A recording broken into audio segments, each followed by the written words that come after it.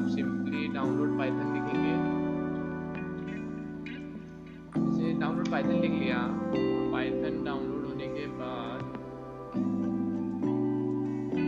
ये जो पहली लिंक आएगी जिसमें जो पहला आएगा www.python.org, उसमें क्लिक करना होगा हम लोगों को।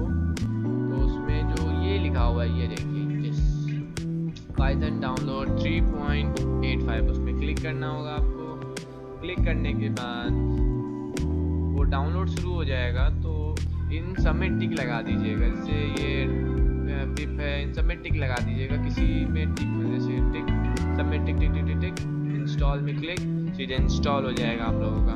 सब्सक्राइब करिए अल्फा कोडिंग चैनल को लेटेस्ट वीडियोस सबसे पहले देखने के लिए बेल आइकन ऑन करना मत हम भूलिए। लोग अब सीख चुके हैं कि कैसे पाइथन इंस्टॉल करते हैं, तो अब उसमें वर्क करना भी सीखना पड़ेगा। तो आपके सामने जो स्क्रीन दिख रही है ऐसा आपको दिखेगा, और इस मोड को कहते हैं इंटरैक्टिव मोड, और इमीडिएट मोड भी कहते हैं, क्योंकि इसमें आप कोई भी कमांड लिखते हैं तो वो इमीडिएट उसका रिस्पांस मिलता है। तो चलिए आगे देखते हैं इसमें क्या क्या कर सकते हैं हम लोग।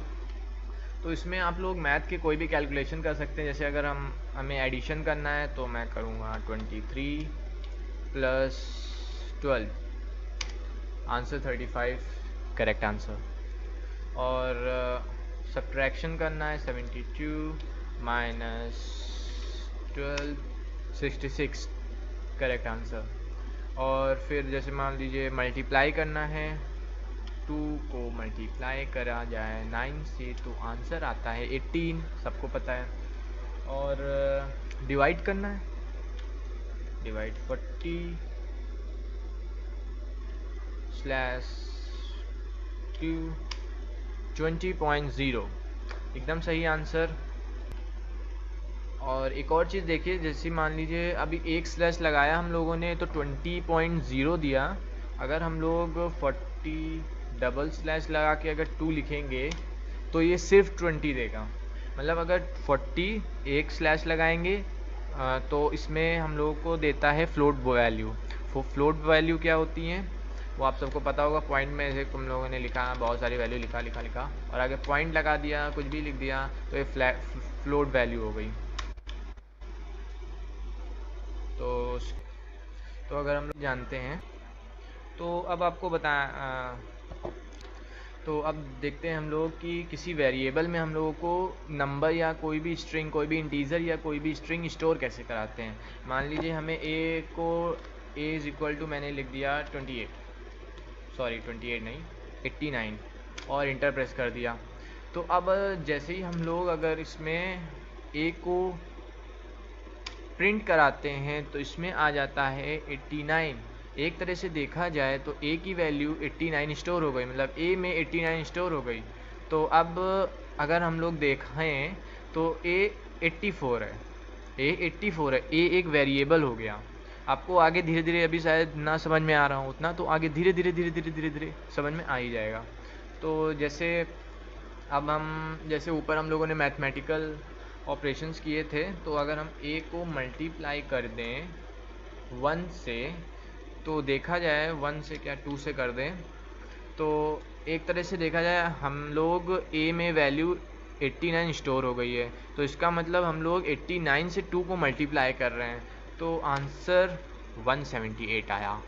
इसका मतलब इस समय a की वैल्यू 89 हो गई है, और जिसमें वैल्यू हम लोग स्टोर करते हैं उसी को कहते हैं हम लोग वेरिएबल्स। तो अब आगे देखते हैं। तो अब हम लोग a में, जैसे a की वैल्यू चेंज करनी है तो हम लोगों को दोबारा लिखना पड़ेगा a is equal to 34, a की वैल्यू चेंज हो गई, a is equal to 0, a की वैल्यू चेंज हो गई। और उसके बाद मान लीजिए हम लोगों को स्ट्रिंग इसमें वेरिएबल में स्टोर करनी है, स्ट्रिंग यानी अल्फ़ाबेट्स या फिर वर्ड, कोई इस तरह के, उसको स्ट्रिंग कहते हैं। एक और चीज़, नंबरों को हम लोग इंटीजर्स कहते हैं, और स्ट्रिंग को, जो अल्फ़ाबेट होते हैं, जो वर्ड होते हैं, उनको हम लोग स्ट्रिंग कहते हैं। तो चलिए आगे देखते हैं। तो अब हम लोग इसमें स्ट्रिंग स्टोर करके देखते हैं। मान लीजिए a में स्ट्रिंग स्टोर करना है। अगर हम लोग जैसे देख लीजिए, ऐसे हम लोग अल्फ़ाबेट या कोई स्ट्रिंग स्टोर ऐसे ही कर दे, जैसे मेरा नाम अक्षत है तो मैं अक्षर लिख दूँ, तो ऐसे स्टोर नहीं होगा, इसमें एरर आ जाएगा। इंटर जैसे ही प्रेस करेंगे देखिए एरर आ गया, क्योंकि ए इज़ नॉट डिफाइंड। क्योंकि अगर हम लोग ऐसे स्टोर करेंगे तो आप एक चीज़ देखिए, हम लोग जहाँ नंबर स्टोर कर रहे हैं, A is equal to 89, A is equal to 34, A is equal to 0, तो उसमें जो ए है वो भी स्ट्रिंग है। तो बात आती है पाइथन समझेगा कैसे कि कौन सा स्ट्रिंग है, कौन सा अल्फ़ाबेट है, मतलब सॉरी कौन सा स्ट्रिंग है या कौन सा इंटीजर्स है। ये तो प्रॉब्लम हो गई। तो इसके लिए बनाया गया है कि स्ट्रिंग को जब भी स्टोर किया जाएगा तो दो इन्वर्टेड कॉमास के बीच में स्टोर किया जाएगा। इसीलिए आपको ये हाईलाइटेड ग्रीन कलर दिख रहा होगा, इसीलिए ग्रीन कलर है, क्योंकि इसको एक तरह से पाइथन समझता है कि अगर दो इन्वर्टेड कॉमास के अंदर कोई चीज़ लिखी गई है तो स्ट्रिंग है। कुछ भी लिख दीजिए, आप इंटीजर लिख दीजिए, नंबर लिख देते हैं, नंबर लिख दिया, वो भी स्ट्रिंग के अंदर आ जाएंगे अगर दो इन्वर्टेड कॉमास के अंदर लिखा हुआ है। तो प्रेस इंटर करेंगे ए। अब जैसे हम लोग ए टाइप करेंगे, आगे अक्षर लिख के। तो आपको दो चीज़ें समझ में आ गई होंगी, एक कि वेरिएबल क्या होते हैं। वेरिएबल वो चीज़ है जिसके अंदर हम लोग किसी इंटीजर या किसी स्ट्रिंग को हम लोग उसमें स्टोर कर सकते हैं। तो अगर मैं वेरिएबल की डेफिनेशन एज अ थ्योरेटिकल या बुकिश लैंग्वेज में बताऊं, तो a variable in Python represents the named location that refers to a value and whose value can be used and proceed during program runs. मुझे पता है आपको ये डेफिनेशन उतनी पसंद नहीं आई होगी, पर फिर भी जैसे आप सब देख सकते हैं, हम इसमें खाली एक स्टोर करा रहे हैं, जैसे ए में खाली स्टोर करा रहे हैं हम लोग। ए में नहीं, किसी भी चीज़ में, किसी भी स्ट्रिंग में, जैसे स्ट्रिंग नहीं, अल्फ़ाबेट, किसी भी वर्ड में, किसी भी अल्फ़ाबेट में, किसी भी लेटर में स्टोर करा सकते हैं। तो जैसे कि अक्षत हम लिख देते हैं, और अक्षत इज़ इक्वल टू मैंने लिख दिया 45 और इंटर प्रेस कर दिया। तो अब जब मैं अक्षत इसमें टाइप करके इंटर प्रेस करूँगा तो 45 आ जाएगा, इसमें कोई दिक्कत की बात नहीं है बच्चा।